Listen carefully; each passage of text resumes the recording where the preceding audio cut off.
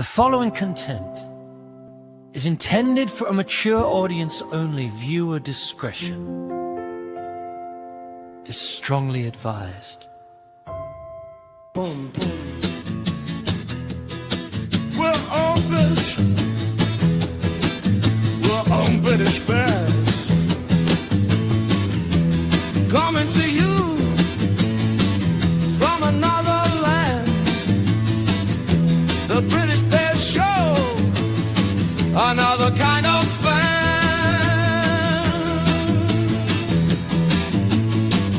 Bears fans all day, Bears fans all night, 365 days, 5,000 miles away. Hey, hey, hey! The British Bears, the Irish Bears, the German Bears, the Polish Bears. Wait, what? We are Bears.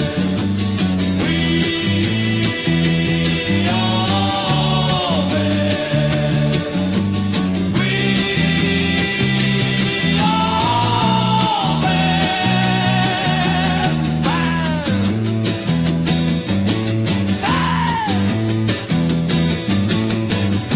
The British Bears. The British Bears. Welcome to the British Bears. Welcome to the British Bears Show. And now your hosts, C-Dub and JasonUKBears. What's up, Bears fans? As you may notice, this isn't Chris this week. I think we mentioned it last week. He's having IT issues. But, you know, with having a good team, you need the 53. We're going to get rotations. So we've got Dave Bears UK. You may recognise him from the chat. He's very kindly agreed to step in because Chris has got IT issues.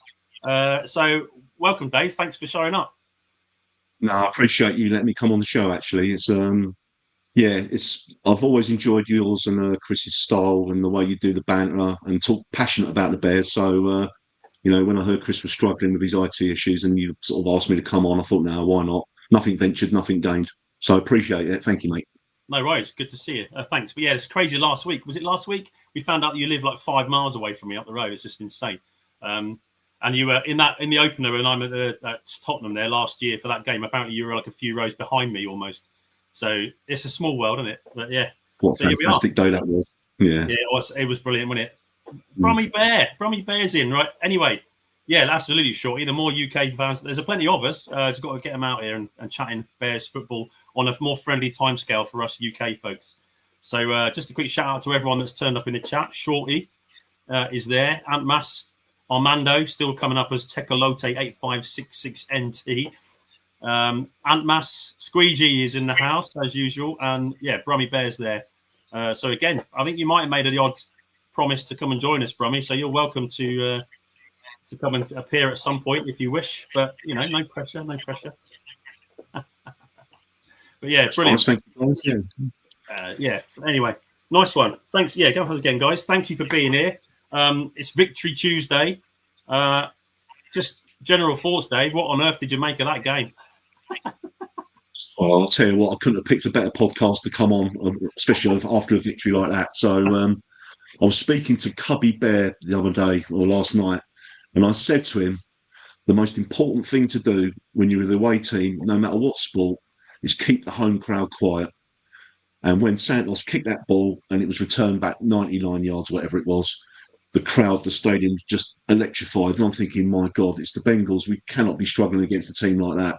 And you know what? It started off, well, for the Bengals, fantastic, but ended fantastic for us. So it's probably up there with one of the best games I've seen for quite a few years. Yeah, absolutely. Sporting drama. And the thing is, it's built on mistakes, isn't it? That's the same with anything. Any of those sort of incredible games, there's usually going to be sort of the reason. Because if everyone plays a perfect game, it's going to be quite kind of like, what's the word? Not dull, but do you know what I mean? It's like nothing kind of crazy happens. But there were so many unusual events from the, all the trick. I love the trick plays. I made a note of those. That was awesome. Yes. Starting to open the bag, Johnson now for our players. I don't know Love. about, I don't know about how you feel, but I just feel like sometimes something was a bit different yesterday, and I can't quite put my finger on it.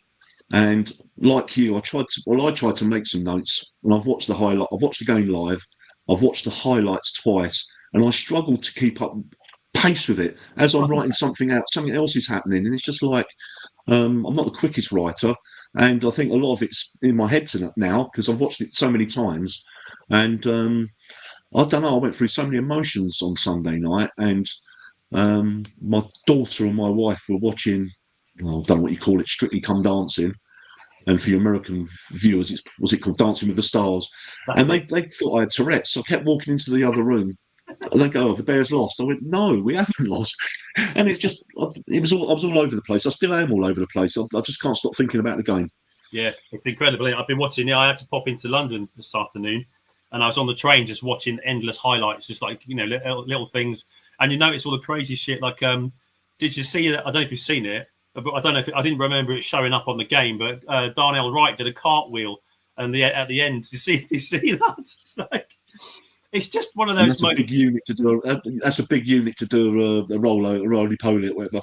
He's It made me athletic, laugh. isn't he? That's just insane. But yeah, so there's just so much to sort of blow your mind about that game. So we'll try and sort of pick it apart, shall we? Like you say, terrible start. We kind of knew that. I guess we were 50-50 with Flacco starting, weren't we?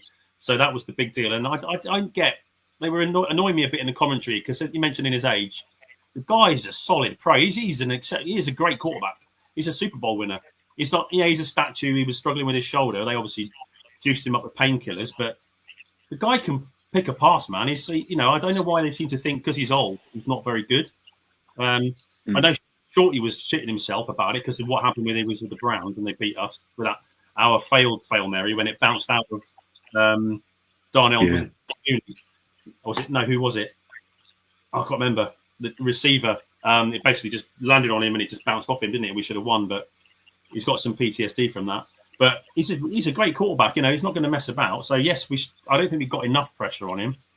But we kind of feared it might be a shootout because we knew the Bengals D was bad, and that was our opportunity to get our offense right. But obviously, going into the game with us, a decent passer like Flacco and our secondary really banged up, and then losing, the other injuries as well. We'll talk about. But yeah, I kind of feared it might turn into a shootout. But then halfway through, towards the end of the second half, you're thinking we've got it in the bag, and then of course all hell broke loose. But That's a good expression. All hell did break loose, and you're right. Flacco's a decent quarterback. He's a wily old fox. Yeah. Did we put enough pressure on him? Not really. I think watching the highlights, I'm sure we sacked him twice. I'm sure Sweat got at him, and I'm not sure who got the other one. But three apart from sacks. that, yeah. Apart from that, he had plenty of time, but as did Caleb. So it works both ways, I suppose. Yeah, it was 3 sacks. It was Sweat got one. Booker got one, obviously, in his first game back with and caused the fumble. Brewhaw in the house. Haven't seen you for a little while. Good to see you, mate. Romo Dunze is a blocking machine. Absolutely. A lot of people are making a big deal that he didn't get any catches after sort of weeks of them saying that Caleb passes to him too much. Well done, Bears fans. But then, yeah, blocking lights out, isn't it? They've got the receivers are all taking it on board that they, that sort of cliche about no block, no rock. That's real, isn't it? So yeah, he's some great blocks by Aaron, despite getting no catches. As Brommy says, Chase were unplayable. We'll talk about that when we go to the deep. In terms of the offense, man, Monungai, holy shit, what a game!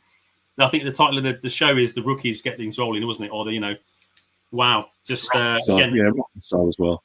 Yeah, so I don't think anyone can bring him down on the first tackle. It's just I think I said when we drafted him, I looked at his tape because I'm not one of these that scouts like college endlessly, so I know who I'm looking at. When we pick someone, I'll go and have a look, and I was impressed. I was impressed with what I saw from Monungai. So yeah, what are your thoughts about the run game, mate? I'll tell you what, it was beautiful to watch at some point. And the commentary kept saying Monungai was quite short. What was he, 5? I don't know, 5'6", 5'7", I don't know what he is. But my God, when he gets the ball, he holds the ball tight like that, and he gets his legs, and it's the power. And he doesn't go in at a high angle. He sort of like comes in quite low. And I think Bengals struggle to struggled with him actually. But what I was impressed, there was a couple of drives where Mununga's gone through, and some of the big boys were behind him, pushing him. That's You know, right. it's like a massive unit all going in, and I tell you what, I was so impressed.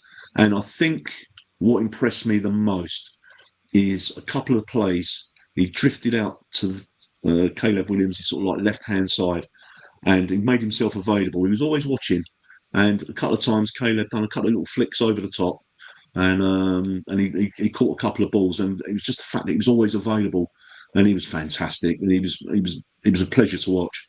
Yeah, unreal. We're Bears fans. We love running football, don't we? And I think it shows that the O-line is starting to really gel, certainly in the run game.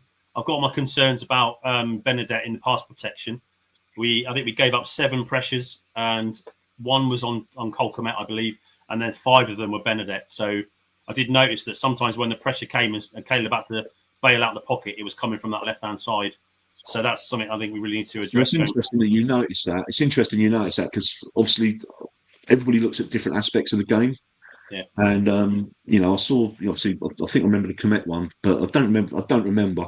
And I just think there was so much going on. It was so lively. And like I say, I've watched the highlights twice and watched the game live, and I'm still seeing new things. I know, yeah, it was so much, wasn't it? But yeah, I think that's the run game has been amazing. Like again, you might have seen the clips of there's one where Benedette finished off the block by pancaking the guy on the sidelines by the bench. And then I think Darnell did the same, didn't he? He absolutely flattened a couple of people. I'm loving Darnell Wright, the way he's playing at the moment. Just unreal. That's why we took him top 10, man. He's, absolute beast. I always say cream rises to the top, mate. Absolutely. But yeah, we elevated Britton Brown as we thought we might with Swift out and Roshan out. And he had 5 carries for 37 yards and a touchdown. So yeah, decent running game, man. I thought we were getting that going. And that touchdown as well, wasn't it? It was a good touchdown. He got his head down and he got his legs moving. He done really well, Brown. Yeah, totally.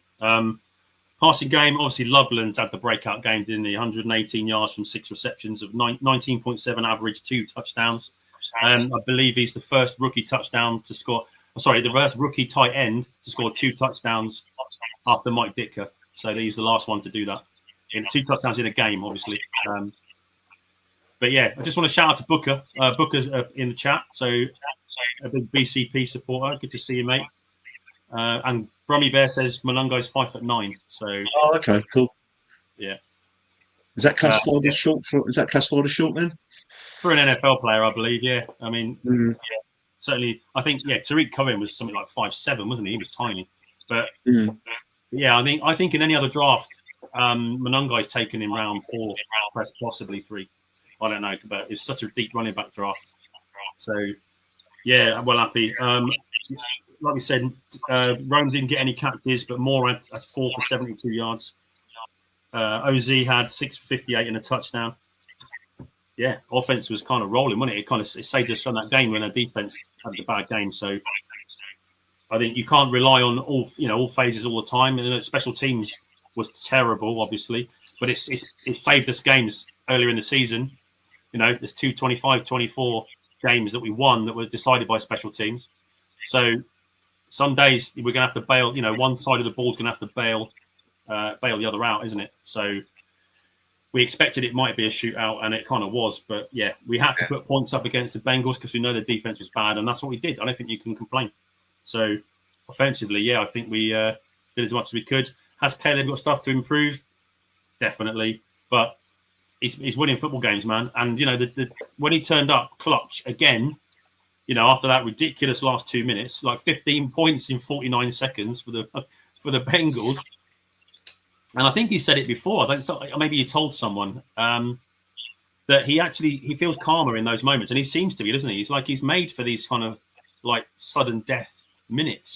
This is where he kind of like it all comes together. It's almost like it's the best time of the game for him. But yeah, I'm really pleased with how he's developing. I've seen some stats on social media comparing him to Baker Mayfield, who people are talking about in the MVP conversation, and the stats are kind of not too far apart. Yes. Go on, mate. So, yeah, I mean, how do you feel about Caleb? And I know you missed a couple of sort of check downs. A couple of times he looked a bit sort of jittery in the pocket, but I think he played pretty well. No, I thought personally he had a bit of, I've used the word before, he had a bit of swagger about him last on Sunday. And you know what? I thought his running game was pretty good actually, because a couple of times and I'm glad he didn't make sort of like throwaway balls. He actually, oh, I'm going to run the ball. And he did, and he ran a few times. And I thought actually, it was sort of, I'm going to use the expression Justin Fields-esque, because Fields was pretty good when he had to be, when it comes to running.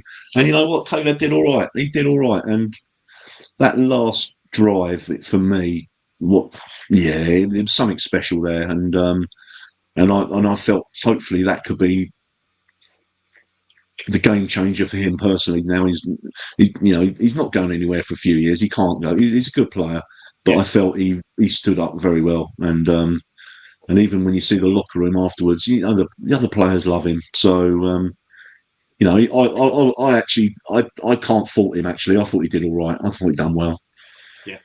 Yeah. I mean, again, you said he won the game for us, didn't he? Really? I think that pass. I mean, again, I'm going to come back to this because Squeegee said I asked him to remind me about how you win football games, because it's a kind of like a weird model theory that I have, that because of the reason why we talk about different phases of the game and the refs and all sorts. But I'll come back to that. But yeah, Brummy says that Coach Hightower is so much on the hot seat, his arse has 6-degree burns. And also Crimson's in the house as well, so he's turned up. He's a regular. Good to see you, mate. Yeah, Brummy, he's built like a brick shithouse. He runs hard, man. He runs through contact. I don't know how many times, there can't be many, that the first tackler brings him down. I said it before, he hits holes hard. He's got great contact balance. He runs through contact. And yeah, you said about him holding the ball. Do you know he's never fumbled a football in his career? Like I say, I notice weird things sometimes, and I felt he really held it close to his chest. I suppose because, like you said, he tries to break through that first line of defence. So he was fantastic. And I'll be honest with you, I didn't know too much about him until that game last night. Last night on Sunday. And what a player! And he's gonna be around for a few years, I think. Yeah, I was hopeful. Let's say as soon as I saw him,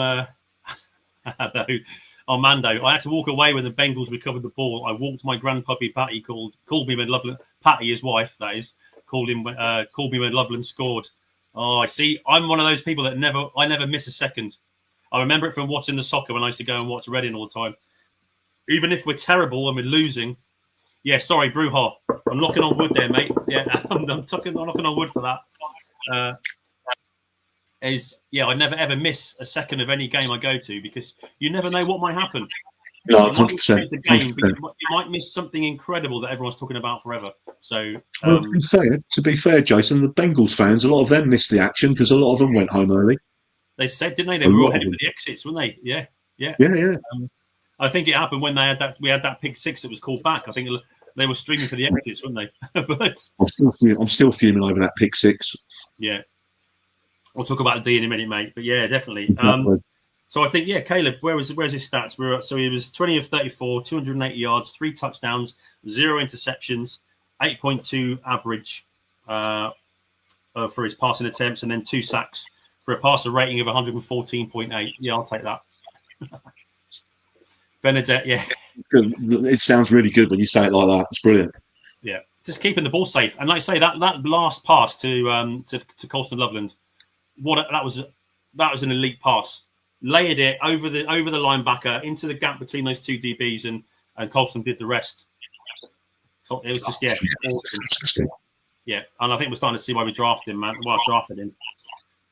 I used to do it all tight end, I think. But yeah, I was just well happy with that, man. Trick plays, the challenge for the touchdown.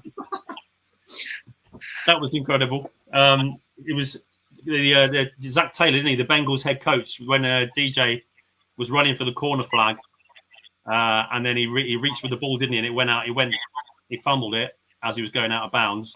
Zach Taylor thought he'd try and get a touchback by saying it had gone out of bounds at the end zone. And just for once, one of those sort of overturned calls went the Bears' way, didn't it? Good. Right, so let me quickly go. It's quite interesting. Like the way the officiating was quite interesting, because even the Bengals, they had initially a touchdown not given. It was right in the corner, wasn't it? And he leant over, and you see the umpire say no, but then it was overturned. So there was I noticed the referees had quite a lot of airtime on Sunday. Yeah, a little bit. I mean, it's 7 penalties each, which for us was not too bad. For the Bengals, was the average 5 a game. They were like the least penalised team in the NFL. Oh, okay. This one. So they had a couple of shockers, certainly by Orlando Brown, allegedly one of the best left tackles in the game. But he was terrible. He was the one that Booker put on his ass when he got his sack, which was beautiful to watch.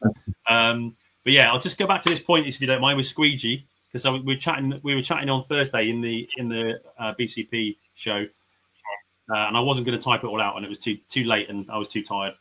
But he said about winning football, and I was just wanting to kind of address the way that people talk about how like the offense saves the day, or the defense, or the special teams, and then we comment about the refs, and people are saying, never mind the refs, just play your game. You've got to win the game, which is completely right. But I have this sort of theory in my head that to win a game of football, you need, say you call it 100 points, and you start off with like 25 from your offense, 25 from your defense, 25 from your special teams, and then 25 from whatever, the referees, a lucky bounce, whatever it may be. And I think, so you need to get your 100. And if your offense is shit, you only get 15 from them. So you've got to kind of make it up somewhere else. And I think the reason that we've had some really close games, or some, games that have turned, is that when you're not getting enough points from your defense, offense, and special teams, those 25 points you're going to get from the referees can make a big difference. So yes, it's down to you to win the game despite the referees, but to think that they don't affect games is ludicrous in my mind. Do you know what I mean? So there's always going to be a contribution from and sometimes your team is so good it doesn't matter what those points are from the referees, and that's where you want to be as an NFL team, isn't it? You want to be getting those 100 points without the refs even being a factor. But sometimes, for those teams that aren't the Kansas City Chiefs or whoever, you sometimes need a bit of help from them. And if you're not getting it, it kind of gets a bit annoying. But like I say, I never believe it's the only reason you lose, but they can make a difference in the games. And as a supporter, all you can do is you can just, as a team rather, you can just make sure that you get enough of those points that those referee points don't really matter. So I think that's kind of it. Does that make any sense whatsoever? No, it does actually. That's quite a good way of looking at things, and I like the way that you've put in a 25%. You didn't say the word, but a lot of it, some of it is chance as well. You need a little bit of lady luck. Yeah. You need a few decisions to go your way, and that's the 25% you can't really control. Maybe the fans could help out. Maybe at Soldier Field, get on the backs of the refereeing. Bit of intimidation like they do over here for the old soccer. So, what did I say? Patty. Hi, Jason, nice. UK and Dave. Yeah. That's Patty, Armando's wife, who's always in the chat here. She's another big supporter of our show. So welcome, Patty. Great to see you. Yeah, thank you, Patty. Nice. But yeah, and I think your sort of percentages don't. I don't know. You'd have to break down. What you need to do now is break down that percentage for the game against the Bengals, because obviously the offense was better than 25%. So would they be? I didn't do that. Yes, yeah, you're right. I missed a trick, didn't I? You did, yeah. So go on then. Do it now. Right now, off the top of my head. Oh, he's putting pressure on me. Yeah, because the offense obviously were brilliant. Well, I mean, obviously the special teams and defense. I mean, well, to be fair to the D though, they had a couple of stops, they had a couple of turnovers, so they weren't terrible. They just gave up a lot of points, and this is the difference with our D. Let's move on to the defense now. We are still giving up a lot of yards, man, but it's the takeaways. That's how they're contributing. So ideally, we'd love to stop the teams marching down the field on us, but if you can get takeaways on a regular basis, you're going to help the team, aren't you? So you're taking points off the board for the opposition. So that was just one of those days where, and to be fair, I don't know if there are many better wide receiver duos than T. Higgins and Jamar Chase. And we went into that game with like 3 of our top 4 corners out. So, I think we were worried a bit, especially when Flacco was playing. Yeah, to be fair, Higgins, my God, that catch, he was absolutely superb. Yeah. And even I was a bit, wow, fair play. And I don't think any defenders could have stopped him. Chase, obviously, pure quality. So, the defence, they had a tough day, but they did all right. Yeah. They held out until just that last bit at the end, which was insane. But Cliff, hello, Cliff, Victoria, another great supporter of BCP. As far as I can see, I've got my phone open here now. The only one we've traded for is Joe Tyron. Where is he? Oh, he's got some Joe Tyron Shoyinka, a defensive end who was taken in the first round by the Bucks in 2021. So a backup piece. He played 17 games, I think, in his first 2 seasons. There we are. I've got his stats because that's my thing. As you know, I'm a geek. Yeah. He played all 17 games in his first 3 seasons for the Bucks, with 24 sacks in the first 2 seasons and 5 in his 3rd season. So not like mega production. Hang on, what's in there? Okay. Cool. That's right. Beg your pardon. Sorry, there was something there come up from Shorty. But yeah, that's the only one I've seen. I think rotation piece is probably the answer here. He's not spectacular, but he's on a cheap deal. I think he signed a new one in the summer for $4 million. 1 year rental to cover for, obviously we lost Jamar Turner and Don Robb, and now of course Dayo Odengbo went on the IR for the rest of the season. He's ruptured an Achilles, isn't he? Which is a shocker. So he's out. Odengbo is out for the rest of the season. There he is. Yeah, that's it. We did a pick swap, so we gave them a 6 and got a 7th back. And is that right? No, we gave them this. No, we gave them. Oh, for God's sake! Come on, Jason. It was a pick swap. 6 for a 7th and Tyron. I can't remember which way it went. I think we gave them the 6 and they gave us the 7th. Oh no, there we go. Cliff's got it. So yeah, we got a defensive end. We gave them a 6 and got a 7th back. Oh, okay, cool. That makes sense. Yeah, so cool. So that's the only one I've seen so far. But yeah, I think to go back to your, there you go. Brummy's got it. Joe Tyron Shoyinka and a 7th for one of our 6th round pick. Thanks, guys. Minor trade, yeah. No big money. I don't think it was ever any kind of chance of us. The rumours about people like Max Crosby or whatever, we haven't got the cap space for that kind of stuff. So, yeah, a rotational piece. Hopefully they're thinking Booker's back and will produce like he was in the preseason, which would be immense. But yeah, for the defense, Sweat had 1 sack and a tackle for loss, 2 pass deflections and 1 QB hit. Booker had his sack and forced a fumble, 1 tackle for loss and a QB hit.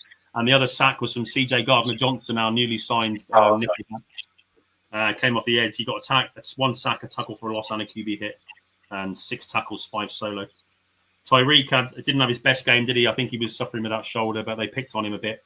But he made 6 tackles, all solo, and then Edmonds had 9 tackles, 5 solo. So defense was doing okay. I mean, they took the ball away, which is the main thing. So got some sacks, got some pressure. But yeah, we would have hoped for better, I think, from. Yes, I agree, Cliff. CJ Gardner-Johnson looked pretty good, actually. Oh, Squeegee with the info. He was a first-round draft pick out of Washington, played linebacker and moved to end, can rush and cover. So, yeah. Okay.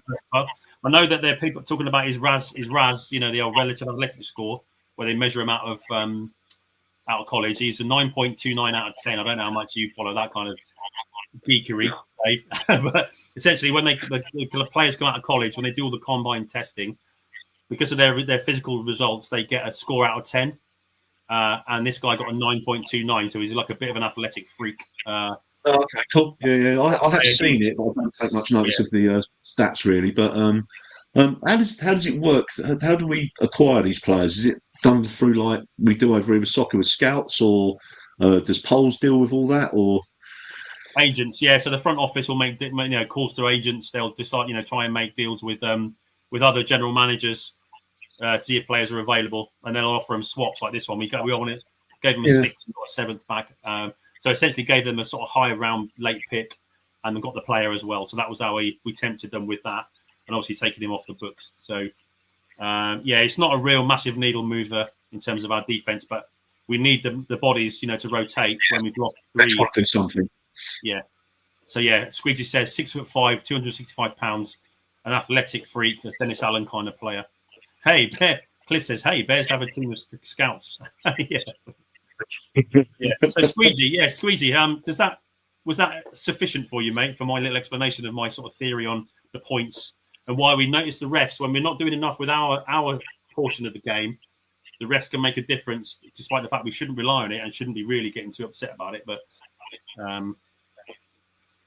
Polls, Scrolls is in the house as usual. Polls cooked today like he didn't get a snap.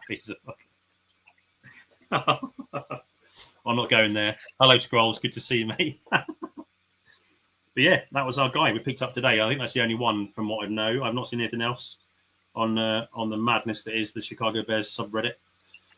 So how long's the trade window open for? It closes today at 9. So as we came on air, it was shutting. Oh, okay, cool. Yeah, that's it. So that's it then. That's all we're getting. We're so done. the only ones else we can pick up is off the streets, basically. Any free agents that are available. I did see something that Asante Samuel Jr., the cornerback who was at the Chargers, good solid pro, has been declared fit by 2 doctors, but he's just had a neck fusion in his spine, an operation to fuse vertebra in his neck, I think it was. So, yeah, again, he's a really solid pro. I think he's previously a Pro Bowler, so would be worth maybe like a sort of pay-as-you-play, like an incentivized deal, but to sort of earn a new deal for next year to show he's fit. But we'll see with that one. We could do with the help, I know, but yeah, it's a bit of a worry, our sort of defensive backs, isn't it? But yeah, any more thoughts on the defense, mate? Anything? No, well, I don't know how far you want to go into it, but it's like it's where Flacco towards the end he could tell our defense were getting a bit tired and a bit they were struggling, and he's a good player. And towards the last, I don't know, 5 minutes, our defense just crumbled really. Yeah. And I think the whole emotion of what was happening, the excitement of what was happening, and generally I thought they had a pretty good game, but the last, let's say 5 minutes, it all went horribly wrong. And if it wasn't for the O-line, we would have been going home as not very happy. Oh my God, yeah! Can you imagine the fan base would have had a meltdown if we'd lost to the Bengals? Yeah. I think they've had one. Was it one? No, 2 wins. Is it? I can't remember now. But I think they've done one good win actually. I can't remember who that was against now. My memory's fading, but they've had some shockers, and I think they obviously traded for Flacco, who we know is a really good quarterback.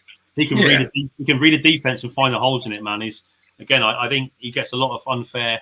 I saw a really good quote that said he got someone said he was in for the comeback player of the year, and he said, "Come back from what?" It's like, just which is not true. Rick Gonzalez, hello mate. Okay, so Squeegee, he says, "I'm not sure I follow you on that theory. I think winning football is more about everyone playing in rhythm." Agreed. I think you have to got to play in rhythm to get your points. You see, come on, Squeegee, stick with it. I'll try again another time. But yeah, fair enough. I just have a weird mind. Maybe it's just me. Yeah, Rick Gonzalez, hello to everybody, but more importantly, fuck Green Bay. Awesome. Some of the fan base had a meltdown when we didn't lose to that. I know, exactly, man.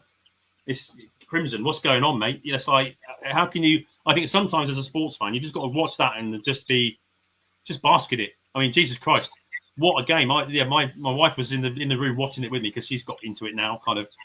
She won't watch Strictly Like Yours, mate. She's watching it now, probably catching up. But yeah, so she has to put up with me leaping around the room and shouting and fucking screaming. Yeah. The cat will do a runner, and she was like, "Oh yeah, that's a bit different, isn't it?" So 15 points in 49 seconds. But I still believe in sporting miracles, mate. I don't know if you follow the cricket, but it always just reminds me. I never forget the Ashes test, like in 2019 was it? With Ben Stokes and Jack Leach came out to play. We needed 75 runs to keep the Ashes alive, and it was like a miracle. I think there was a 90% likelihood that the Aussies were going to win, and he just pulled it out of his arse, and it was just one of the most incredible games of cricket I've ever seen. And I believe in sporting miracles. To say that's why I never turn away for a minute. I will just watch and hope for a miracle. Because while there's still a second on the clock, you've got a chance, man. So, but it was what a finish! Trick plays, the challenge. The stress of I can never say his name. The bloody tight end, Aishavash, whatever his name is. I've got any notes on that. I said to my missus, I said, why can't any of them have a name like Fred Smith or something like that? Some of them have. But then, I can't pronounce his name. Yoshavash, that's it. I think that's it. But yeah, he looked like he had a touchdown. He stepped out the back of the end zone. It was an incomplete pass. The game just swung from like one way to the other. The lead changed 8 times, man. It's just insanity, wasn't it? What a game! I think it took me until about this afternoon for my heart rate to come back down. I'll tell you what, I don't know what it is. Where I work, there's quite a few lads into the old NFL, so we always have plenty of banter. And obviously, normally it's doom and gloom when I walk in, but this week, this week I was sort of like, it was just a different vibe. And there are a couple of Bears fans at work, funny enough, and we had over a cup of coffee at work today. We had a real good chat about it, and it makes such a difference to get a fantastic win. Yeah, definitely. Cliff says one of the most nail-biting, exciting games I've ever seen. It truly was. I don't know if I can remember a game. And I did have, because we're so Bears, I just imagined I was shitting myself with that onside kick. I thought, I just didn't, it didn't surprise me. I was absolutely gutted when they recovered it. It's cleaning up. I didn't know what to say. Thanks, Scrolls. But yeah, I was totally expecting, not, to fuck it up somehow, So, and we did. So, Daniel Hartley's got to pay attention there. It hasn't gone 10 yards. The only way they can get that ball is if someone touches it. And he was so focused on his blocker, he wasn't watching when the ball was going. I was just like, oh, my God. Yeah. He might as well have stood on the ball. Yeah, he might as well have just punted it back to the kicker. It's like... And it's one of those things. It's one of those because I was down in Portsmouth for the weekend. Me and the missus went away, and I really wanted to get back for the game. And then I thought traffic-wise I might struggle because you know what the M3's like on a Sunday night. And I'm so glad we got back. I literally got back with about 10 minutes to spare, and so I didn't get any of the build-up, but I didn't move out of the room. And I'd had a few glasses of wine and a few beers during the game, and I think that adds to the excitement as well. And I think at one point the missus did question if I had Tourette's because she kept hearing me go, well, I won't say it on here, but I was say what you fucking like here, mate. Yeah, I was a bit sweary, and then and because normally my boy, I don't normally watch a whole game because my boy he supports the Seahawks whatever.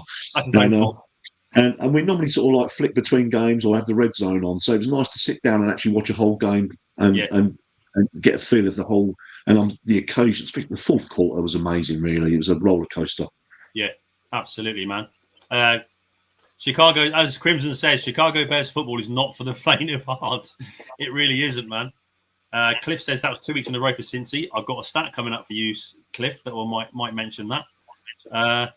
But yeah, incredible. Special teams was shit. Defense was okay in places, but then terrible. And the offense just balled out, didn't it? Loving it. Yeah, right, and you know what? And I can foresee it now. We're going to fuck it up against the Giants. Don't say that, Dave. You can't come here doing that. I'm like a massive Mr. Positive Homer.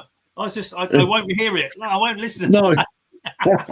Yeah, but you just know it. You think all this excitement and happiness. But obviously, I'm fully expecting a home win on Sunday.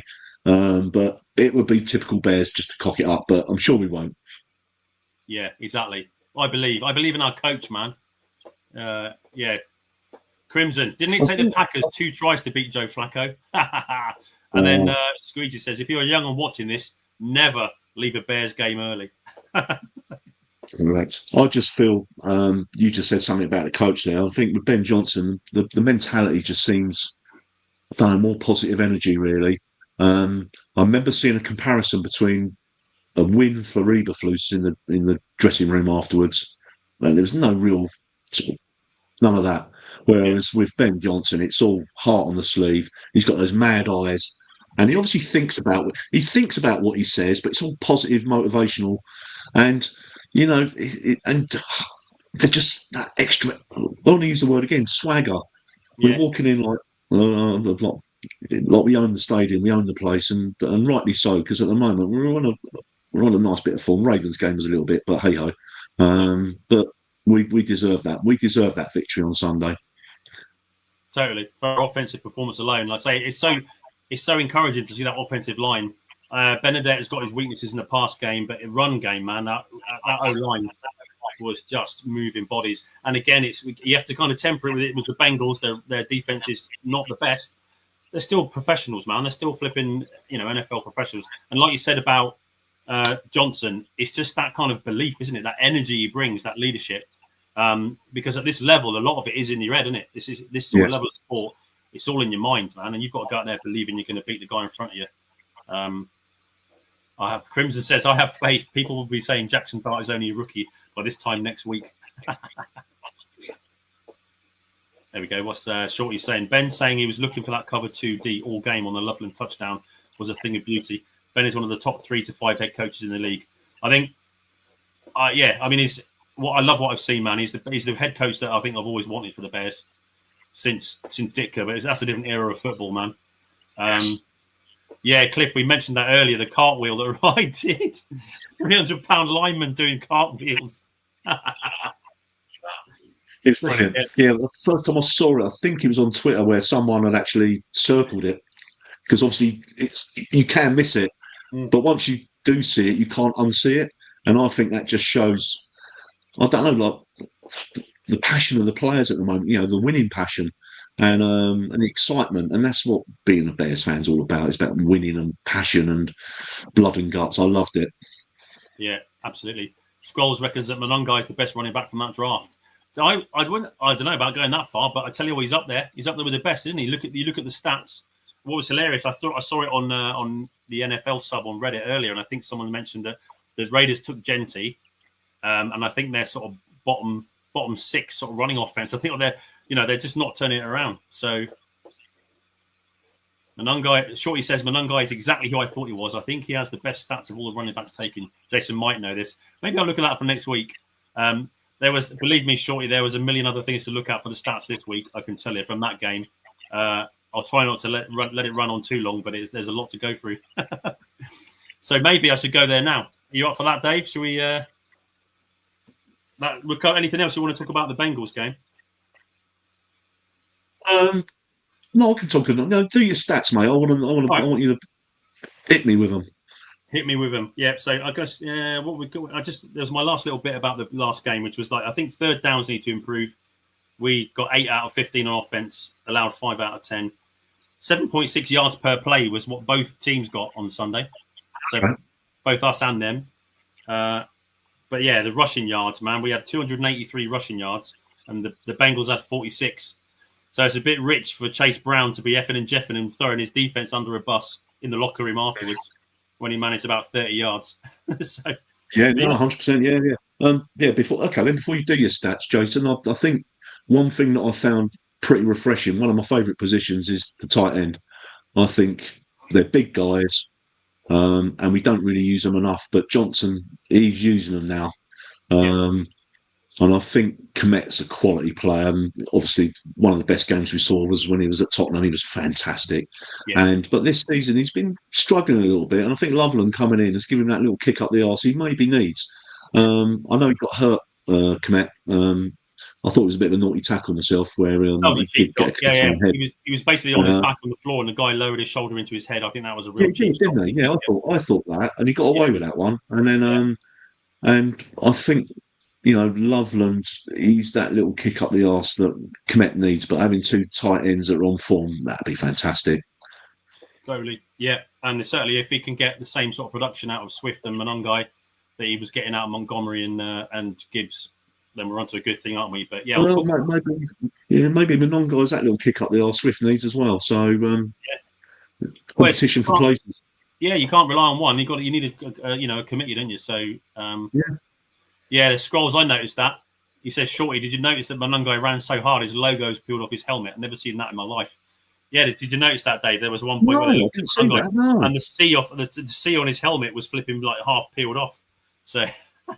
And every time I've watched the game 3 times now, and I didn't even notice that. So that's enough. I've got to watch it 4 times now. That's it. Yeah, I haven't watched it back actually. I've seen some highlights, but I've not had a chance. So I need to I will enjoy it towards the end of the week. But yeah, if you're ready, let's. Where's my? Here it is.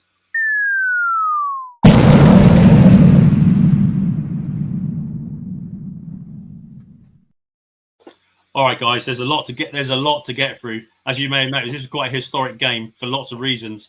So pull up a chair and get comfy. I may be going on for a while. So, as you know, the Bears scored 47 points in the game. That's the 3rd most points scored by any team in a game this season. behind the Lions with 52. We know where that happened. And the Vikings getting 48, also against the Bengals. So we're third. So obviously the Packers nowhere to be seen in there. The Bengals 42 they got on Sunday is actually the 8th highest score from a team in the season in a game as well. So they must be pretty gutted about that. But hey-ho, it's football. The Bears had 576 total yards of offense, which is the third most ever by a Bears team. And it's actually the most by any NFL team this season. So no one's had more than those yards in a game. So people were saying we need to show up against the Bengals because they've got a shit defense. We absolutely 100% did. For your info, everyone, I could recommend this one. The most offensive yards the Bears have had in a game ever is 594. And that was in December 1980 in a 61-7 defeat of the Packers, which that game is available on YouTube if you fancy enjoying that one. 61-7, which I believe is their biggest defeat still. Right, so according to Opta Stats, Brummy, I always feel there should be a drum roll before Jason drops his stat box. See, I could have gone on forever with this game with all the stuff that's happened to tell you. So according to Opta Stats, this is the first time in NFL history that a team has had one player throw 3 touchdown passes, while another player has thrown 1 touchdown pass and had a rushing touchdown, DJ Moore, and also in the same game, another player has over 150 rushing yards. So again, one player threw 3 touchdown passes, another player threw a touchdown pass and ran for another, and another player had 150 rushing yards in a game. First time ever in the NFL that's happened, according to Opta Stats. Whew. Okay, 89 points in the game, right, which is the joint 28th highest scoring game in NFL history. And it's the highest one ever involving the Bears. So it's the most points ever being scored in the Bears game. For your info, the most points scored in the game is in November 1966. Washington 72, New York Giants 41, 113 points in the game. And we'll come back to that game in a minute, as something that Cliff mentioned earlier. So I got this from Reddit. Again, I got a shout out to a user called Rex Grossman's Ghost. This is the second time in 3 years that a Joe Flacco-led team has scored a touchdown, recovered an onside kick, and scored another touchdown in the final 2 minutes of a game. So, touchdown, recovered an onside kick, and another touchdown in the last 2 minutes. Joe Flacco did it for the Jets in 2022 against the Browns. So, since 2000, that's only happened 7 times, and Joe Flacco's accounted for 2 of those. So a team scoring a touchdown, recover an onside kick, and get another touchdown within the last 2 minutes of the game. Crazy. And then, not finally, I've got one special one at the end, which you're going to love. Right, but finally, for this sort of Bengals scoring madness, the Bengals are the first team. And again, a shout out to users on there's a couple of users on Reddit called TW11 and YHendrix49, where I got this from. This is the first time in 59 years that a team has scored 38 or more points in consecutive games and then lost both of them. So again, 38 or more points in 2 games consecutively and lost them both. So that time the last time that happened was in 1966. And it was the Giants that did it. They lost 72-41 to Washington. And then the following week, they lost 49-40 to the Cleveland Browns. So wow. It doesn't happen often that teams will get 38 or more points, or in the Giants' case, 40, and still lose both games. So it's like historically flipping mad game, this one. And then finally, which may be anyone's favourite stat of the week, the 2 biggest upsets of the season occurred this week. Brommy says, even my inflatable Staley behind looks like he's thinking that Jason needs to get out more when he drops these stat bombs. You're probably right, mate. Yeah, I probably do. I'm a bit of a geek and I should get a life. But yeah, the 2 biggest upsets in this NFL season occurred on Sunday, right? In terms of the point favourites for each team. Do you know think they might be? Packers. Yes. Yes. Right. So prior to Sunday, right, the teams that have been favoured by more than 9 points are 11-0. So any team going into the game favoured by Vegas for 9 or more points. No more than 9 points. I beg your pardon. They've won every single game. The first 2 teams this season to be favoured by the Vikings was 9.5 points. Beg your pardon. the Vikings won their game, didn't they? So it was the Lions were favoured by 9.5 points, and the Vikings beat them. And the Panthers were this week's hot favourites. Sorry, I'm getting my words around wrong. The Packers were this week's hot favourites. They were 13-point favourites to beat the Panthers and lost to a last-minute field goal. So well done them. Ha ha. Yeah, good. The two biggest upsets of the season were happened to the Lions and the Packers this week, which is, as you guys have mentioned, I think already in the chat, that's compressed our division into, we're half a game off the top now. And with the Vikings in fourth, one game behind us. So I need to take a little rest.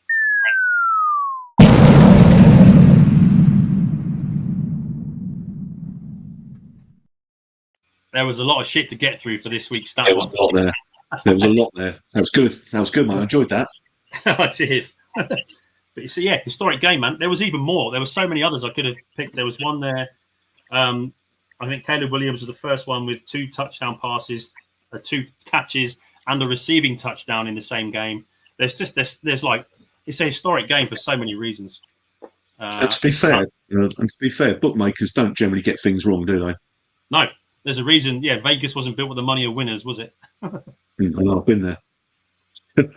Yeah, me too, mate. Yeah. But no, so fair play to the Panthers, man. You know, I didn't expect to see that result, and yeah, fair play to them. Absolutely, done us a favour. The Panthers are the franchise that just can't stop giving to the Bears, aren't they? They just can't stop helping us out. But Brewhorse says, speaking of the Bears' history, happy 24th anniversary to Mike Brown walk-off overtime pick 6 versus Cleveland. Oh, beautiful. Right. Anyway, yeah, quickly, mate, before we go on, yeah, Packers play Eagles this week. That's right, Cliff. And Kraft is out for the year. Golden is day-to-day with his shoulder. So, yeah, that's a big, big loss for the Packers. And those that don't know, I think everyone probably knows, but Tucker Kraft, their tight end, who was leading the team in receptions, receiving yards, and receiving touchdowns, is out for the season with an ACL. This has been a horrible weekend for injuries, man. Yeah. Just nasty all round. You know, it's awful to see, actually, some of these guys going down. You know, I know a lot of Bears fans have a thing with Washington, but I don't think Jaden Daniels is a bad guy. And that was a nasty injury, man. And yeah, it's weird because, you know, I'm quite a tough lad, and blood and guts don't bother me, but I hate seeing limbs bend, especially like that. It's and when they keep showing it every time you go onto X or Twitter, and then the video slow motion, and I think don't keep showing it. The poor boy's, you know, he's suffering as it is. Yeah, no, yeah, exactly. It's a bit of a shame, but yeah, Cliff says if the Packers and Lions lose, the Bears could be in first place in the division. It's mad, isn't it? It's mad. We're level. Our records level with the Lions. So yeah. Got to enjoy the season, folks. Just let's roll it. Just day to day, enjoy every Sunday and see where we end up. Shorty says, "I don't condone injuries unless they're on Green Bay." That's a bit harsh, mate. Yeah, if we win and Green Bay loses, we're leading the division. Yeah, that's right, Cliff. That dislocated elbow looked fucking horrible. So yeah, I never ever wish injuries on anybody, but I know they happen in football. It's part of the game, and you know, if they happen to the Packers, then we can take advantage of it. And I don't want it to happen, but you know, I'm sure they wouldn't let up on us if we had a few key injuries, which we actually do. So we'll see how it goes. But before we head on to next week, mate, and the Giants, did you want to have just so everyone knows, and I'd like to know as well, is about your sort of fandom, how you got into the Bears, a little bit about your, history and how you became a Bears fan, really. Well, to be honest with you, I've always been a fan of all sports, really, and American sports always sort of caught my eye, and I was quite lucky because my dad worked for Aer Lingus, so we used to get cheap flights, and we went to LA once, and I saw a game, probably on the telly, and I thought, this is really interesting, but we had nothing like that over here. This is before internet, before online media and Sky Television and all that, and then, as you probably well know, Channel 4 started up in the UK, and I think it was Nicky Horn. And, that's right. Yeah, that's it. Yeah.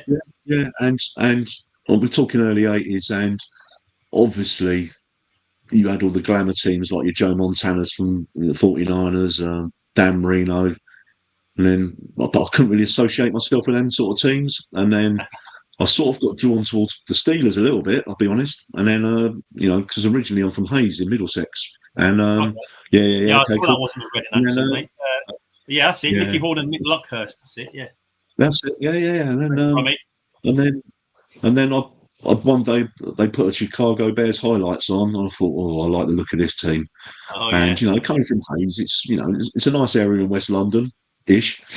And then I thought that's the team for me. And it's been a Bears fan since like the 80s, and obviously winning the Super Bowl in '85, fantastic. Yeah. And it's just one of those things. I've always stuck with them. And then I sort of fell out of love with the American football for a while, and then my son started showing an interest. As I said earlier, he went over to the Seahawks because they were the glamour team at the time. Yeah. And it's great. We have great banter. We're all in fantasy football leagues. And I'll tell you what, it's the best decision I made because the Bears fans, they are fantastic. And I've got, speaking to, people like yourself. I spoke to another guy this week, and the UK, through your website and stuff like that, it's so many UK fans gelling together. And I've been to Soldier Field twice now. So, When was that, mate? And what games did you see? well, the first game was a shit show. It was the Thursday night game against Washington. Right. And then we flew to Seattle on the Sunday. They won. But the second time I went to Soldier Field was this year. And a little bit of a running joke. My daughter, she's a big fan of the Canadian singer The Weekend, and he was playing at Soldier Field. And I said, oh, if you get tickets, we'll go. And fuck me, she got tickets. So that was an expensive. Yeah, I just love the vibe of Chicago. Which game was it, mate? Sorry, which game was it this last season? No. I've only been to one game. That was the Washington one. Oh, sorry, right. Oh, you're going. No, I went this. No, I went this year already. I've gone. Oh, okay. So so the Weekend played in end of May, I think it was, and then so yeah, I hopefully plan to get out there next year. I'm spending quite a lot of money on the house at the moment, so priorities and all that. But I'm hoping to get out there next year.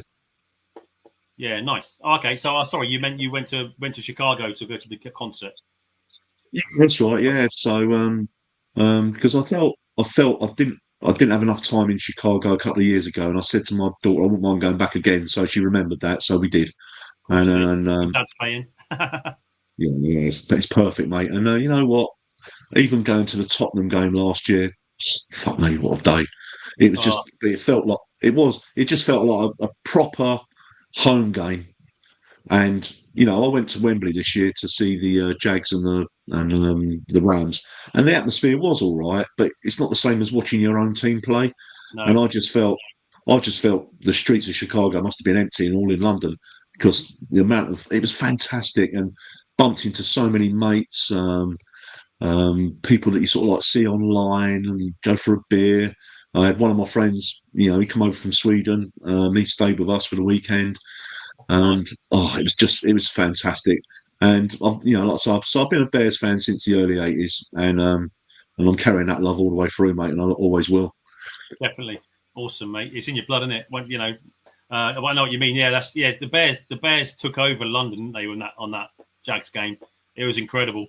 I think you said in the chat last week, you think you were probably about a few rows behind me, literally in the stadium. Well, funny enough, I'm speaking to Cubby Bear, and I said to him, I managed to video from an angle, Komet catching for the touchdown. And he goes, blimey, I was only a few rows behind you. So it's but I didn't know it was him then. Yeah. And then, because you were down at the front, weren't you?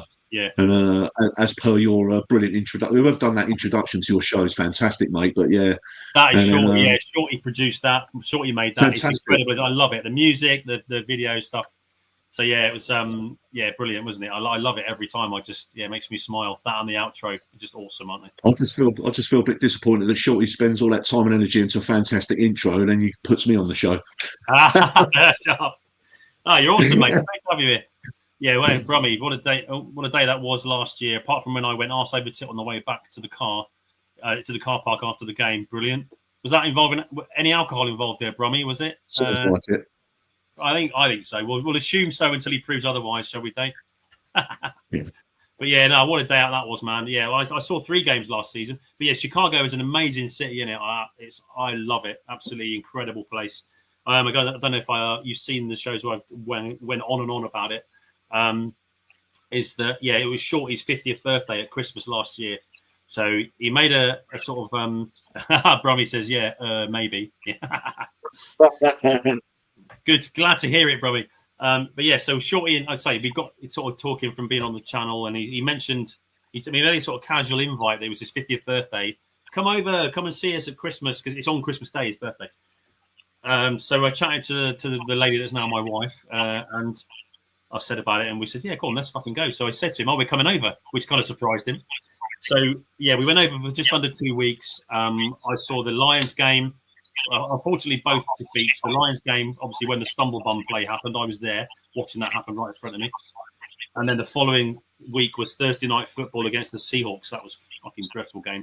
But to be honest, though, I loved it because of the atmosphere. Like Thursday night, the sort of mist and drizzle coming off the lake, the lights. It was a great atmosphere. I'm so glad I saw a night game there. So, Yeah, same here. Yeah, it was I know the stadium's old, but it's got character. And you walk through the park.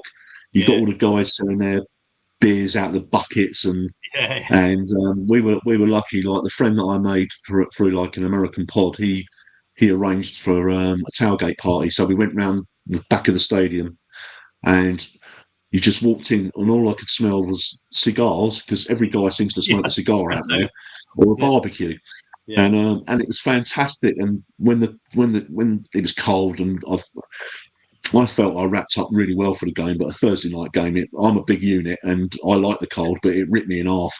And then but it's just something about it, and the atmosphere was great. The game wasn't that good, but I enjoyed the game because I was there. Yeah. And but yeah, Soldier Field is beautiful, and I hope they do stay there. Yeah, well, I think they will, mate. I think this Arlington Heights thing is going to go ahead. But we'll see. It'll be a long time coming yet, I think, the way that things seem to work. Yeah. But who knows? Notorious TBG in the house. Good to see you, mate.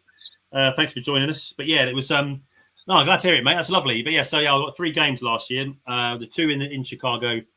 Spent Christmas with Shorty and his family, who were amazing to me. Yeah, we did a bit of tailgating at both games as well. Actually, same. Yeah, and that's where Staley comes from. My old Staley. Yeah, that was a gift from Shorty's Uncle Jim and Aunt Debbie. As I left, they were like, "Here's a gift for you," and they gave me Staley, so I brought him back, and here he is. He's my little friend from Woodstock, Illinois, which was And you know what, Jason? It's I think I've found that a lot of the American guys they do embrace us Brits, and I think they realise that the Chicago Bears is like a worldwide brand, and we can be fans from abroad. We do just, like the guy, you and Chris on this channel show so much passion towards the team, and it just highlights it. And I felt when I went there, I'm glad I've been. That's the main thing, because then you can always say, well, you've never been. I can say, well, I have been actually, and it's just a fantastic thing. And I've got so many friends out there now, and my daughter and my son, we've met all the guys out there. They take us out for the day. Just love it. Yeah, it's awesome, mate. Anyway, we better move on. We better stop this big loving, but Chicago. But no, Shorty's whole family were just so wonderful and welcoming. It was an amazing time. We had the best time. I happened to propose to my girlfriend at the time. I proposed while we were in Chicago at Christmas, and then we got married in the summer here. We thought we'd get on with it. I wore a blue and orange suit, navy and orange suit. The tables were called like Chicago names. Our table was called Soldier Field, obviously. It was it was awesome. I just loved it. So. No, well done, mate. Congratulations. Yeah, my daughter said when we was out there, I must have said Michigan Avenue about 50 times a day. So for Father's Day, she got me a T-shirt with Michigan Avenue written on it. Brilliant. Love it. Awesome. Right. Well, great to hear, mate. Great to have you here. Love it. The fact there's, we like to say British Bears fans everywhere. 2-man Jason. What? Yes. Next time you come in, Dave, we need to hook up. I have access to great tickets. He really does, actually. Yeah. Let him know. Mate, appreciate awesome that. People, great city, love it. Yeah, and the American guys know, they live there, man, or from there anyway. But yeah, fantastic, great to hear it, mate. Glad you're here. So yeah, thank you. Let's chat about the Giants then. What's your initial thoughts? Well, if I was a Las Vegas bookie, I'd be putting my mortgage on a Bears win, especially after Sunday's performance. But you know what? It's going to be. I reckon it could be a bit tighter than what we think. Who's their QB at the moment? The Giants, who they using? Jackson Dart, rookie. What do you reckon? Well, he didn't start the season. They had there was a veteran. I can't remember his name. Someone's going to help me out. Russell Wilson, I think it was. They had starting the season. There was four. But he's played 6 games. He's got 1,175 yards, 10 touchdowns, 3 interceptions, 6.7 yards per pass average. His yardage is sort of 28th in the NFL. 60.8 QBR rating for the season so far, 62% completions and 19 sacks. So he's doing okay. And obviously they were tearing it up. Him and Scatterbo, the running back, the rookie, was having a great season. Obviously, again, was it last week? Suffered that horrific ankle injury. So they've lost 2 of their best players. So Jackson Dart's been doing okay. And sort of lighting up a bit. 10 touchdowns, 3 interceptions in 6 games. Suffering like a lot of rookies do with sacks. So he's had 19 in 6 games. Scatterbo is out, who was their lead running back, and Malik Nabers, obviously the receiver that they took the year we took Odunze, who was a big threat of theirs. He's also out, so they've lost 2 of their sort of big attacking threats. I'm not sure about their O-line. I think what did I put? They lost to San Francisco 34-24 last time out, and they gave up 159 yards rushing at a 4.1 average. So that might be a bit of hope, is their run defense is not the best. So what's their win-loss ratio? What is it? They are 2-7 currently. You put your mortgage on it, wouldn't you, for a Bears win at Soldier Field? I think we'll be favourite, but go on. Yeah, I think most of the fan base are behind the team now, and you've seen so many videos of where people have been videoing their husbands watching the last few minutes against the Bengals game. The passion's going to be back. I love those. Yeah, I love those. They're great, aren't they? And I just think if Caleb could get off to a flying start, get some points on the board early. I know we haven't spoke about him. He might bring it up later. I want Santos to get his confidence back. I want him to be kicking some balls over get the crowd back behind him, because he looks nervous at the moment. And I think, and with Ben Johnson and his positive vibes, I think it's got to be a Bears victory. I know I said tongue in cheek earlier, we're going to fuck it up at some point, and let's not fuck it up against them. No, exactly. I think we're coming in. This is the middle of our sort of stretch of what you would say winnable games. But like Ben Johnson said in his post game, you never apologise for a win in this league, and there are no easy games. It's literally any given Sunday. I mean, last weekend the upsets, I'd say the Packers and the Lions both lost when they're favourite, and like 9.5 and 13-point favourites. You can't take any team for granted, man. You just got to go out there and perform. So the big weakness for us is, of course, our defence, because we are giving up a lot of yards. I normally run through the rankings at this point, so I might as well do that now. But so in terms of the New York offense, right, they are in yards per game, they're 18th with 322 yards per game. Passing yards per game is 204, which is 19th. And their running yards per game is 14th with 117.9. And in terms of points per game, they're getting 21.9, which is 21st in the NFL. So they're kind of that middle third. They're not totally shit, but their offense is not. And now they've lost Malik Nabers and, Cam Scatterbo. We'll see what they got left, So in the last game, Jackson Dart, the quarterback, was their leading rusher. He had 8 carries for 56 yards. So in terms of they haven't got a running back to lean on it, I think I recognise the guy they've got, and I cannot remember his name for the life of me, but he's a sort of one of those sort of seasoned pros that has never really broke out, but he's always there or thereabouts, someone who's around the place, anyone might know in the chat. So that's their offense, right? It ranks 18th, 19th, 14th, 21st. They're kind of mid. And the big worry is that, of course, our defense is giving up a lot of yards. So we are, with total yards per game, we're giving up 368 at the moment, which is 26th in the NFL. So we're kind of bottom third. We're giving up 237 passing yards and 131 rushing yards per game, which is 25th in the league. So again, we're near the bottom there. We need to keep the takeaways are what's keeping our defense afloat, isn't it?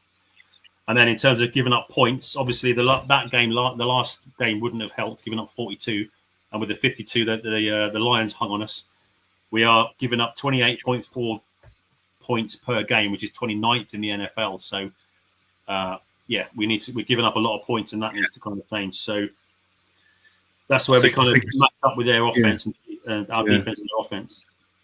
I think the stat for me though, still what you said at the beginning, when the Giants have only had 2 wins. Yeah, And that's where it could be what you said earlier in the chat. There's a lot of mental stuff with these games as well. And if the team's got like a losing mentality, that can only help us at Soldier Field. always, man. Yeah, absolutely. At this level, it's about mentality a lot of the time. And you get into habits, don't you? You get like psychological habits or things. Yeah. Losing becomes a habit, doesn't it? Or winning becomes a habit. So Yeah. if we can keep And that at the sort of moment, positive- apart from the Ravens game, yeah, come on, our winning mentality, and that's with Johnson leading from the front as well. I think it all helps. Positive vibes. maybe a few more trick plays out of his bag as well. Might be. Might do. That'd be good fun. Dr. Truth, I've seen you in there before, and I've seen you in the BCP chats before. So again, welcome. Thanks for joining us. Us Brits over the pond. And in terms of our offense matching up against the defense, man, this is where things have been turning around, right? So let's go through their offense. The Giants' defense. They're giving up 382 yards per game, which is 29th in the NFL. 232 passing yards, which is 23rd in the NFL. They are giving up 150. This could be a key matchup. 150 yards per game on the ground, which is currently 31st in the NFL. They are almost last in terms of NFL rushing defense. And then That's positive. So 27.7 points, which is 28th per game. That's the big matchup. So in terms of our offense, because we started sort of like slowly, didn't we, in this season? We had special teams keeping the game close for us. We had the defense saving the day for us. But now the offense seems to be humming a bit, and that's really affected our averages and our position in the league. So in terms of our offense, we're getting 378 yards per game, which is currently 4th. Count it, Bears fans, 4th in the NFL. When do we ever have that as an offense? We are top 4 NFL in yards per game at the moment. Our passing yards is 234 per game, which is 10th in the NFL. So we're top 10 passing in the NFL. Take that, Caleb haters.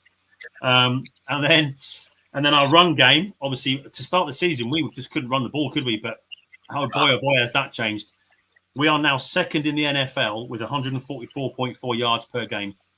So more rushing yards per game than Detroit, more rushing yards per game than Green Bay, than all these, games, these teams with sort of like superstar running backs, more yards per game than Indianapolis, who have got Jonathan Taylor having a lights out season. So our running game is on point right now, the last few games. So, and who's number one on that one? Who's number one on that one? Who's Bills, number one? The Bills. Oh, okay, cool. Yeah, with Cook. Is it Cook? James Cook and Josh Allen. Yeah, Bears also leads Shorty, correct. The Bears also, I couldn't find the stat to update it, but we lead the league in explosive plays, man.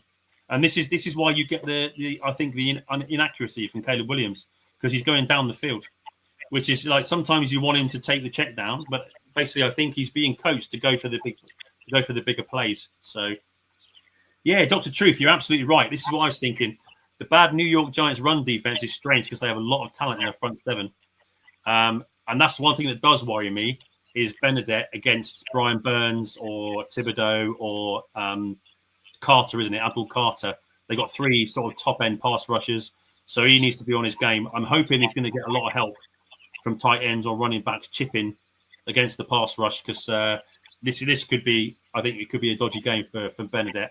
Run game is awesome, but that's his weakness is the pass blocking. So that's an interesting one. That'll be one to watch for me as well. So in terms of our offense, matches up well on against their D. So the running game could be an advantage for us. And of course, takeaways, man. We are leading the league in takeaways with Notorious TBG says we need to beat the Giants. My co-worker's a Giants fan and always trolls my Bears. Well, we're putting a few of those things right this season, aren't we? So hopefully it continues on Sunday. If we get good matchups, if the defense can take the ball away, if we can keep running the ball, man, again like we have been the last couple of weeks. The Giants are -3 in takeover differential. Oh my God, come on, Jason. In turnover differential, the Giants, fuck's sake, are -3. So they are negative in terms of takeaway differential this year. Whereas obviously the Bears plus 13, we know that we're taking the ball away like there's no tomorrow, and it's amazing. So Squeegee, yeah, hopefully Komet clears protocol and helps Theo. Agreed. Yeah, I mean, I think I'm confident that Colston Loveland is good in the blocking game as well. But obviously with him, you want him to be out there catching the passes because he is just a mismatch, isn't he? Wherever you put him, he's a mismatch. He's too big and strong for the cornerbacks. He's too fast and mobile for the linebackers. He is just a perfect man. I see totally why Ben Johnson wanted him, and that's what I believe is that Johnson wanted him. Because it was quite controversial, wasn't it, getting Loveland in? Because he was drafted in quite high, wasn't he? Yeah, exactly. But he was, he was our first pick. He was number 10, wasn't it? 10th overall on 9th. Yeah. Because everyone thought we were going to take Tyler Warren, didn't they? But we took Colston Loveland. But yeah, Dr. Truth, you're right. I'm getting my words muddled. Maybe it was that beer I had earlier. Tongue twister. Try and say pass rush win rates 3 times. I can't do that. I just managed there, mate. Yeah, Brummy's right. We need Loveland doing the receiving and Komet doing the blocking. So hopefully he clears protocol. Like I said, I think that was a bit of a cheap shot that he got to knock him out of the game, Komet. He was basically on his backside laying on the floor and the guy just lowered his shoulder into his face, didn't he? Yeah, definitely. Yeah. So I think, Squeegee says we need them both to run 12 personnel. We see Durham Smythe in there quite a bit. I think he's okay blocking.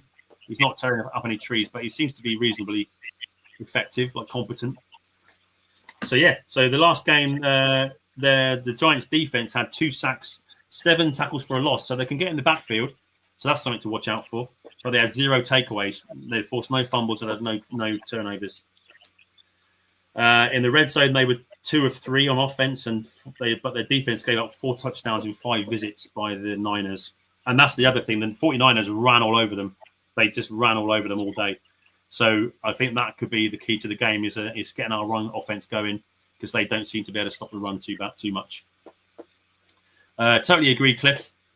Loveland and Monongai both had their breakout games. Bears need to keep using them both. Just mix them in, man. I think you need a team of players, don't you? You need the weapons, and I think if they can start building on this with the others we've got, I think we're on a good thing. Yeah, so I totally agree with that post. It's bang on that, and what you wouldn't take them out at the moment. They're our top players at the moment, and while they're in form, use them. Yeah, absolutely. Like Brummy Bear says, Monongai and Swift in tandem. Totally, that's what you want. Look at what Johnson did with Detroit, with Gibbs and Montgomery. Open the run game, hit him with the passing games. That's what he's all about, isn't it? Play action, trick plays, all the weapons. So if Komet's back as well, like I say, with Loveland and then DJ, I think again Burden may be in concussion protocol still. This is the downside of this game. Us doing the show on a Tuesday, Dave, is that we don't see any injury reports. So we fly in blind with that. So we don't see any injury reports till Wednesday. So we kind of guess on that front. But yeah. So if you had a £10 note and you're going to put a bet on them, what are you going to go for? It's got to be a Bears win, isn't it? Definitely, it's got to be. I only ever go Bears win, mate. You may have seen from previous shows. There we go. Brummy Swift will be a great passing downs back. Yeah, he's great out of the backfield, isn't he? Yeah.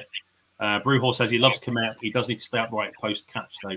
Yeah, I think that one he went down was it was a bit high, wasn't it? So he had to leap to catch it and then came down, lost his balance. But some of that wasn't the best ball from Williams, but yeah. Sorry, mate, go on. Yeah, when Komet got hurt, it wasn't the best ball from Williams. He sort of he caught it out and he was focusing, he just fell and matey just crushed his head really. Yeah, exactly. So no, I put it on a Bears win. I should have predicted scores, and I'm not a pundit. I'm a Bears fan, so I'll always go for a Bears win regardless. So, yeah, good. No, rightly so as well. Yeah, and I'll go for a score prediction. I'd say I'm probably going to go for something like, let me see. I think it'll be a run-heavy game for us. So maybe not. So although we lead the league in explosive plays, see, I'm talking myself out of it already. I've just got to pull it out my arse. I'll say 38-18 to the Bears. Yeah. I was going to say high 30s for us, and I don't think the Giants will score. If they're lucky, they get over 20 points. So a comfortable Bears win. Yeah, you think our defense will show up and shut them down? Definitely. Yeah. I mean, let's say they've lost 2 of their most potent weapons in Scatterbo and Neighbours. I I didn't really look. I didn't have time to check out the rest of their team, unfortunately. So, but I know that they say they've got a lot of bad stuff going on right now. So if we think we should have beat the Bengals, which we did, then I think we should also be looking at beating the Giants because their defense is not good, and we need to make the most of that. So we can only hope that our defense starts to show up a bit. Hopefully, we can get some help. We'll see what this old Tyron Shoyinka tape looks like. We'll see what he's like. But hey, Booker's back, so if he can start building on his first game back, get some pressure, get in the QB's face, and just get him rattled, and we'll see what happens, man. Anything else to add, mate? I think that's been a great show. I've had a lot of fun talking to you. No, thank you, mate. No, it's been a pleasure coming on. Actually, like I say, you've made me feel very welcome, and I just hope I haven't let you down, really. Oh, not at all. It's just it's good to have someone to bounce it all with. Foster, oh my God, we were just about to go. He's put in an appearance. I'm just glad to see you're okay, mate. I'm a bit worried about you not showing up for the Thursday night show last week and for ours, but I hope all is well, Foster, with you, and let's catch up with you soon. And Brummy says, top guest, Dave. Oh, thank you. He says, Shorty says, you guys should get together and watch a game together. I've already thought that, mate. I'm already thinking that. He's up the road. He'd be a criminal. But do you have Sky TV? I have, but I've got other means as well. Gotcha. Yeah, so I have the DAZN Game Pass. So I can, if any of those games, if the game is not on Sky Sports, I can watch it live. But they have the blackout for Sky Sports have the blackout, so I can't watch it live if it's on Sky Sports. So what I tend to do is go over to the other side of Reading and watch it at my old man's place because he's got Sky Sports. So we'll have to chat about that, mate, next time. Yeah, when I see you for a pint, I'll tell you how I watch it, but it's a good way. Nice one. Yeah. But I have got Sky, yeah. And to be fair, people like Neil Reynolds and all that, he's done so much to promote the game over here. He's been brilliant, I think. Yeah, I think they do a good show, don't they? They do a good, get good guests, good pundits. Foster says, got to watch this. Bears 31, Giants 23. Alex is my name-o showing up right at the end. I know this is a funny time for the American guys, but, that's not primarily who the show's for, but we're always welcome. We love seeing you guys here. And Shorty says, we really appreciate you joining the show, Dave. You're an excellent guest.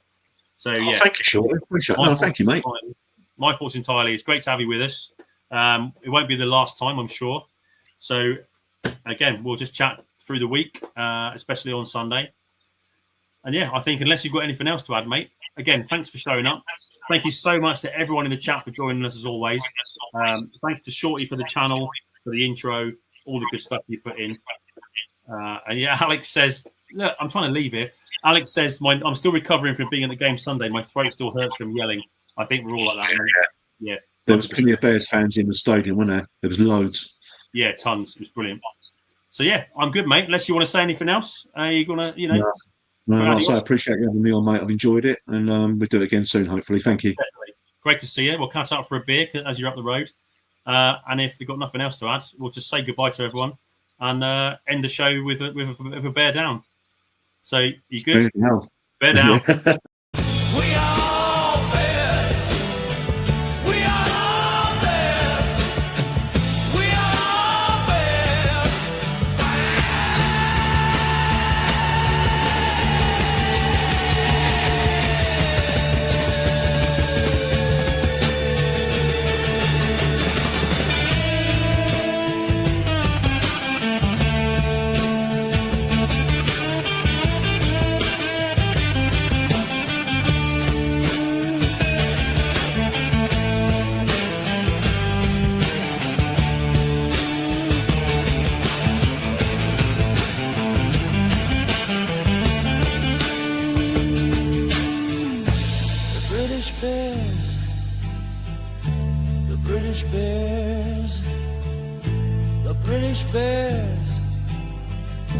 The British Bears